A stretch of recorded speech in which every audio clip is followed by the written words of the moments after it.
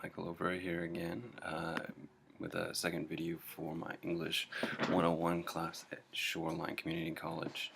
Sorry if I'm speaking a little quietly and maybe you hear some music in the background. My daughter has just gone to bed, so let's hope that it remains that way. Video lecture 2. Last time we talked a lot about the levels of the Galadian society. And we talked a little bit about some additional information. This time I want to talk about what we've uncovered so far, which is kind of delving into how this society came to be, because I think it is kind of central to Offred's story. Now in our reading we've got a bit more. We know that Gilead was formed, perhaps, as we talked about in class, over a decade or 2 decades, perhaps, even prior to the primary incident, and we'll get to that in a second here. But what I mean is, with the book burning that Offred's mother attended, and the other sort of protests that her mother was involved in, we know that made this building for a while. On page 174, we learn that there was sort of a tipping point, and that is this quote: "It was catastrophe after catastrophe. After they shot the president and machine-gunned the Congress, and the army declared a state of emergency." I've cut the quote there because that's the main part that I want. So shortly after that, they suspended the Constitution, and in Offred makes a point, they said it was temporary, which leads us to believe that nobody really thought that this would go on for a while. But we can imagine a society in which the United States has no nobody in control of the upper levels, right? So we have no executive branch, no legislative branch. So that would leave only the judiciary, the Supreme Court.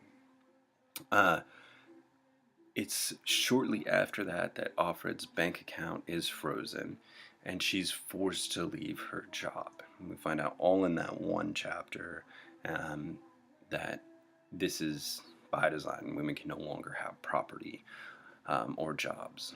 So regression to even late 1800s, early 1900s in the United States. Present case in some other countries where women are not allowed to have property or jobs. Now all of this is important because what we're seeing is not just the evolution of Gilead, but we're seeing how it affected Offred, who is, we can assume, just like some hundreds of thousands of other women in the society at the time.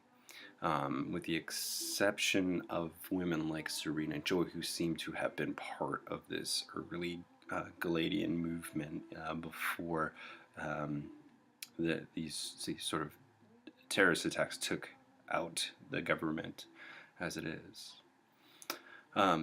So after all of this, and after her bank account is frozen and she can no longer have a job, she intentionally does not involve herself in the protests or the other things going on. Her argument, I guess, is maybe primarily from Luke, that this is she needs to be thinking about her family, right, not about herself. She also doesn't engage with neighbors, right, because they don't know who could be a spy, and you don't know where saying one thing might be the wrong thing, get you in trouble. She does mention some other bombings, post offices, etc. And there's some speculation on Offred's part, although I think it's relatively minor and subdued, that these bombings might have been orchestrated by the people that are now in charge. As such, it kind of emulates what we talked about in class, which are the Reichstag fires in Germany in 1933. Again, we can remember that Atwood said that she wasn't making anything up, in that she wasn't including an event that humans hadn't already done to each other at some point. So it is probable that the eyes and the commanders created the bombings, as a plot to sort of further blame unseen enemies, thus giving them a rather convenient purpose for gaining control or further control.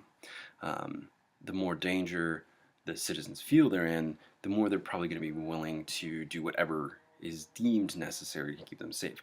Now, we have to remember that Atwood was writing this in West Berlin in the early 1980s. This is what, at the very least, 2 decades before the 9/11 terrorist attacks and the Patriot Act. And this is one of those places where people sometimes say that she is prescient or able to predict the future. And her point is simply that she watches patterns and is looking at sort of that sort of history repeating itself, and which is why she calls it speculative. She's speculating on what could possibly happen. As I mentioned, right, there's the book burning, or the war on pornography, which seems to take up the thread that the ants use later to justify the deprivation of rights for women.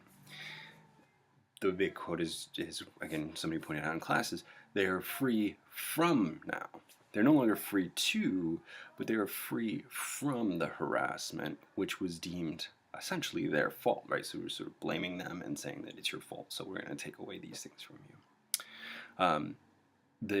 This all avoids the things that the ants talk about, and these things, of course, are a euphemism for sexual harassment and sexual assault. Notice again, the responsibility for the assaults has been shifted back to women by blaming the women, like Janine, for their sexual assaults. Men are no longer guilty, and this further justifies their control, right? We see sort of like all these incremental things that build up. On one level, it's Janine sort of in this weird cultish scene at the Red Center, sort of saying that she is to blame for her sexual assaults. And then we also get sexual assault by the doctor, I don't know what else to call it, that is, him saying, sort of, I can help you, this is for your own good, sort of thing, which is weird and frightening and frankly fairly disgusting.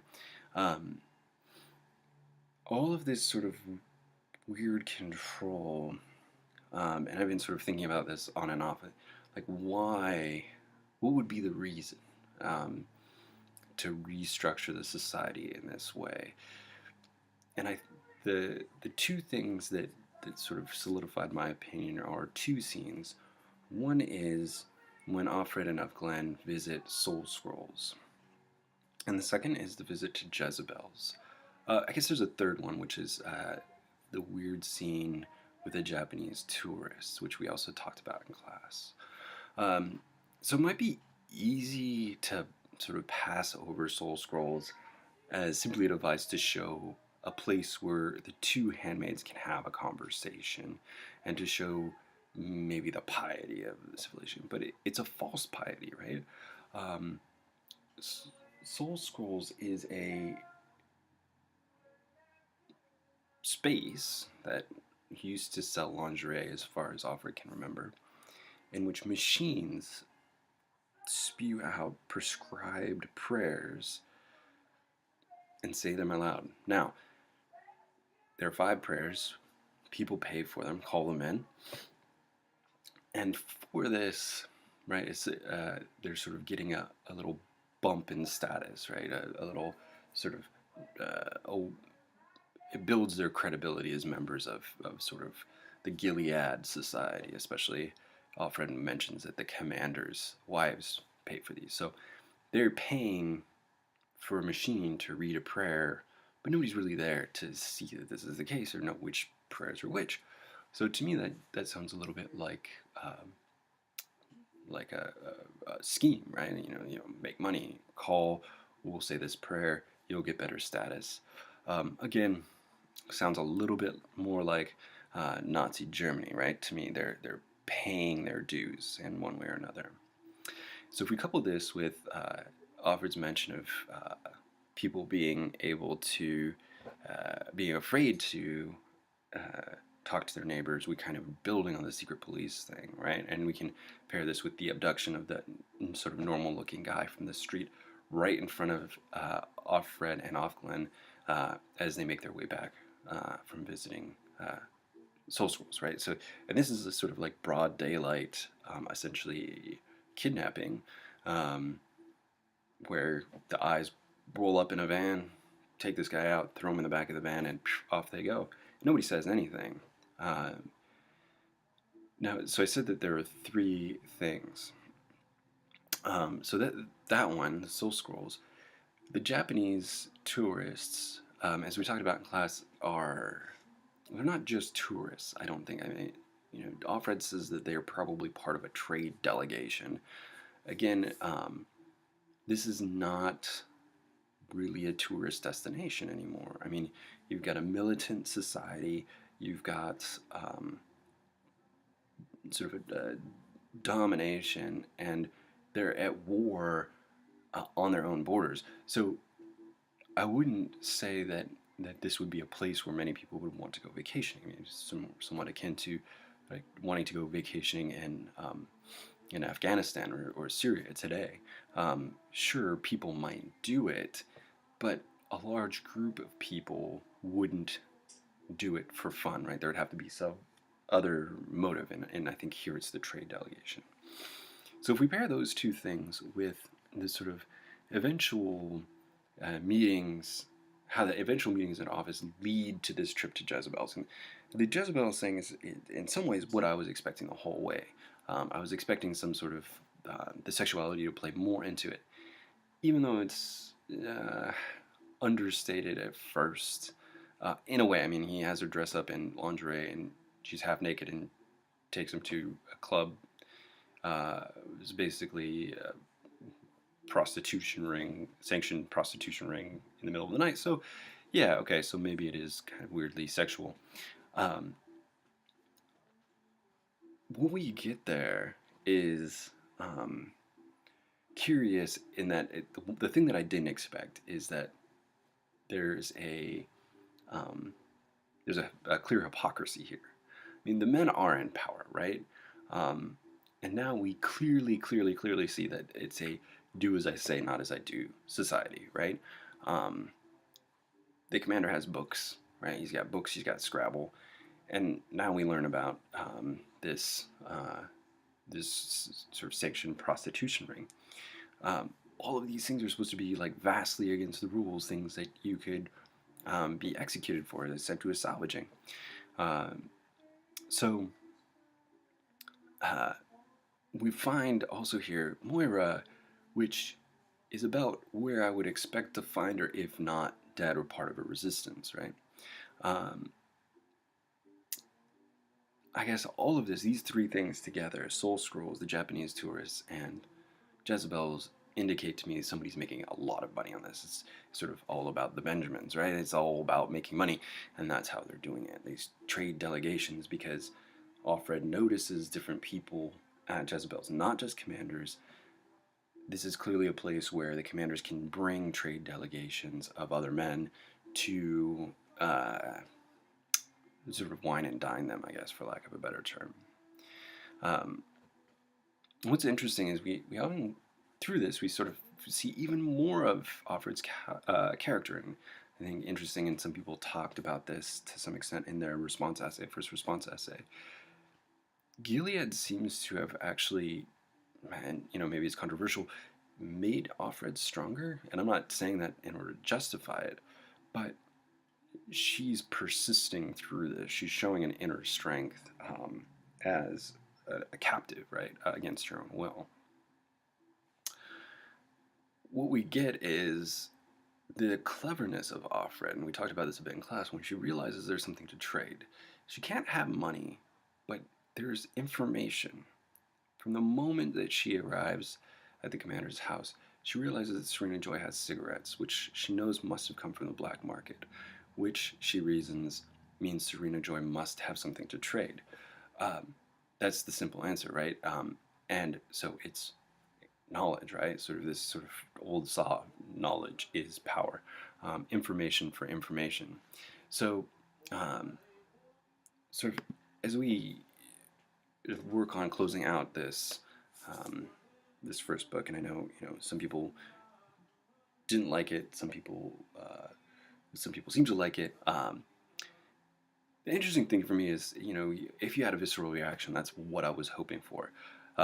It's not my hope that you loved the book. Let's be honest, as any instructor, choosing a book that an entire class of 20 or 30 people is going to love is next to impossible, right? So the idea that there's a lot controversial in here and people react to it in different ways, right? Some of it is, how it parallels our society right now. Some of it is, the characteristics we see in Offred. In some ways, she is somebody to root for. Um, she's somebody who we hope will survive.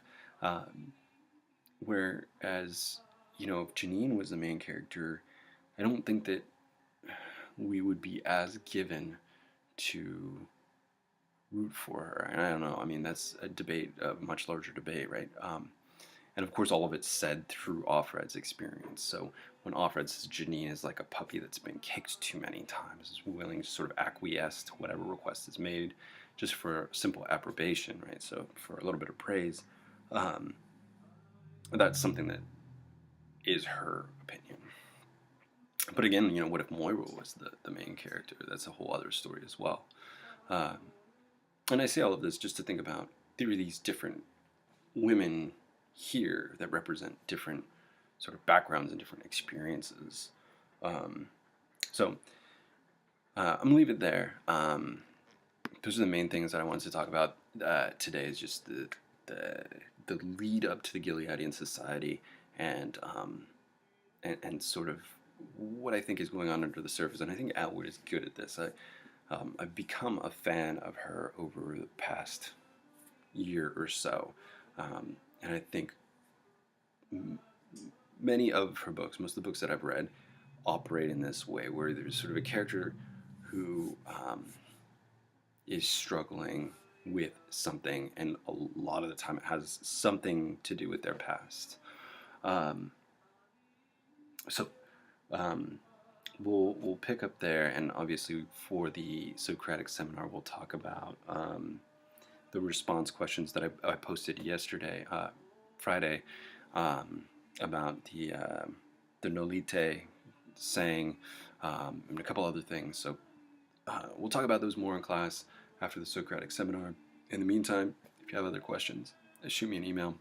I'll do my best to answer, and I'll see you on Tuesday.